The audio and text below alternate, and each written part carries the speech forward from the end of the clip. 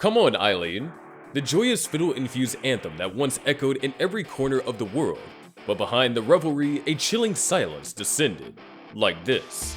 Let's check out what really happened to these 7 bands, and the 5th on this list might shock you. Starting with number 7, The Vapors and Turning Japanese.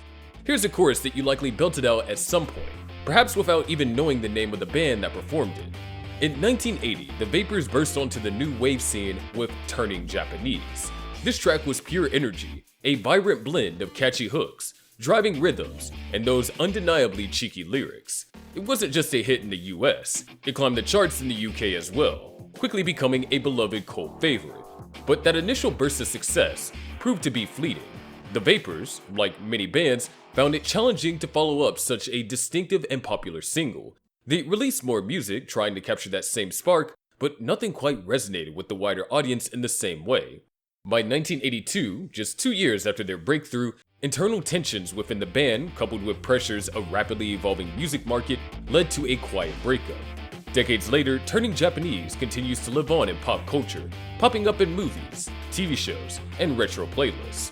It's a testament to the song's enduring appeal, but the Vapors themselves, they largely faded into obscurity. A prime example of a band who captured a specific moment in time with a truly unique sound, only to disappear from the musical landscape almost as quickly as they arrived. Few songs define the 80s quite like the Celtic-infused pop anthem. What factors caused Dexi's Midnight Runners to fade after Come On Eileen? Well, stay tuned to find out. But we're gonna move on to number 6, Norman Greenbomb, Spirit in the Sky. Here's a track that has likely graced the soundtrack of more movie trailers than you can count. In 1969, Norman Greenbomb unleashed Spirit in the Sky upon the world, and it was unexpected. This wasn't your typical rock anthem. It was a unique concoction of gospel-inspired vocals soaring over a bed of gloriously fuzzy rock guitar. The result? A song that resonated deeply, climbing to number 3 on the Billboard charts and selling over 2 million copies. Suddenly, Norman Greenbomb was a name everyone knew for a brief period.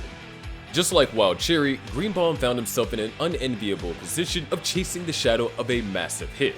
He kept releasing music, experimenting with new sounds, but nothing ever matched the cultural spark of Spirit in the Sky. It's the kind of song that captures a moment so perfectly, recreating it feels like chasing lightning with a butterfly net. If you love diving into stories behind iconic tracks like this, tap like and subscribe, because we're just getting started, and there's more where that came from. Some hits fades, but the stories, they stick. And here's an interesting tidbit. Norman Greenbomb himself wasn't even particularly religious. He said in interviews that he just thought gospel music sounded cool. Talk about a serendipitous creation. It's like catching lightning in a bottle, a unique blend of influences and timing that resulted in a truly singular piece of music. You have to wonder if it ever felt like he was chasing a ghost, trying to recapture that initial spark. Spirit in the Sky remained a beloved classic, a testament to his unique charm, but the man behind it largely faded from mainstream consciousness. Next, we're going to talk about the soundtrack of an early 90s alt-rock and a viral, before it was cool, video, and what tragedy cut Blind Melon's journey short after No Rain. And that's exactly what we're going to go into next. Number 5, Blind Melon, No Rain. The early 1990s. Grunge was hitting its stride, and amidst the angst and flannel, a ray of sunny, slightly melancholic melody emerged with Blind Melon's No Rain. You know the song, and you definitely remember the B-Girl, that quirky, heartwarming music video that seemed to capture the zeitgeist of the era. It was a pre-internet sensation, going viral through sheer word of mouth and MTV airplay, and it propelled No Rain to the top of the modern rock chart. But the story takes a tragic turn. Just a few years after their breakthrough in 1995, lead singer Shannon Hoon tragically died of a drug overdose. It was a devastating loss for the band, and for the burgeoning alternative rock scene. Hoon's distinctive vocals and charismatic stage presence were integral to Blind Melon's sound and appeal. Without their frontman, the band understandably struggled to find their footing again. They attempted to carry on, releasing further material with different singers, but the magic that had defined their early success was gone. No Rain became more than just a catchy tune. It became a beautiful, haunting reminder of potential lost too soon. A poignant testament to a band whose bright future was tragically cut short. It makes you think about the fragility of fame and the devastating impact of addiction. Moving on to number 4, Wild Cherry and Play That Funky Music. The 70s disco's era was in full swing when Wild Cherry dropped Play That Funky Music in 1976. This funky rock fusion was an instant smash, hitting #1 and going platinum. Suddenly, they were everywhere, that iconic bass line dominating parties. But here's the puzzle. Despite this massive debut success, Wild Cherry couldn't recapture the magic. Imagine the pressure of a global #1 hit as your first release. Their follow-up tracks, while good, lacked the initial spark. By 1979, just 3 years later, they disbanded. Their legacy, one eternal jam, the band's name a distant memory for many. That funky groove lives on, a testament to a fleeting moment of brilliance. Did the pressure crush them? Were there creative clashes? Or was it simply a unique moment they couldn't recreate? Number 3.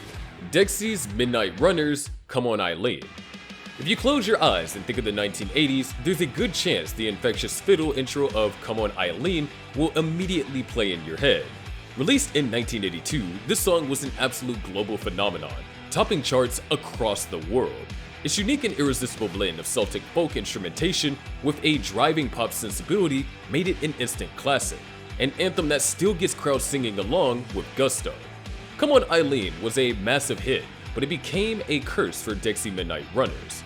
Its one-of-a-kind sound was impossible to repeat. The pressure to follow it up, plus shifting music trends, wore them down. They had talent and charm, but lightning didn't strike twice. It was the same story with the Bugles. The video that killed the radio star nailed the future of music before it happened, but after that eerie synth-pop prophecy, they just disappeared. Some songs are so unique they leave their creators stuck in their own shadow, remembered forever, but only for one perfect moment. And speaking about the Bugles, that's who we're going to talk about next at number 2, and their song, Video Killed the Radio Star. In 1979, the Bugles dropped Video Killed the Radio Star, a synth-pop track that felt like a warning shot fired into the future. It wasn't just catchy, it was a crystal ball. The lyrics captured a growing fear that video would overshadow audio, that image would trump substance. 2 years later, in a twist too perfect for fiction, MTV launched with that exact same song as its first ever music video. A track about radio's death ended up giving birth to the new music video era. And then, nothing. After that prophetic moment, the Bugles quietly vanished from the spotlight. Trevor Horn and Jeff Downs found success elsewhere. Horn became a legendary producer and Downs joined bands like Yes. But the Bugles, as a duo, never had another real hit. It was like they came, delivered their warning, kicked off a media revolution, and vanished into the static. They didn't stick around to bask in the fame. They weren't meant to. The Bugles were more of a cultural comment, brief, bright, and unforgettable. Like a sci-fi message sent from the future, Video Killed the Radio Star predicted the new age, played its part in starting it, and then faded, mission complete. And at number 1 on our list, we have Zagger and Evans, in the year 2525. We arrive at what might be the most haunting and enigmatic one-hit wonder on our list, in the year 2525 by Zagger and Evans.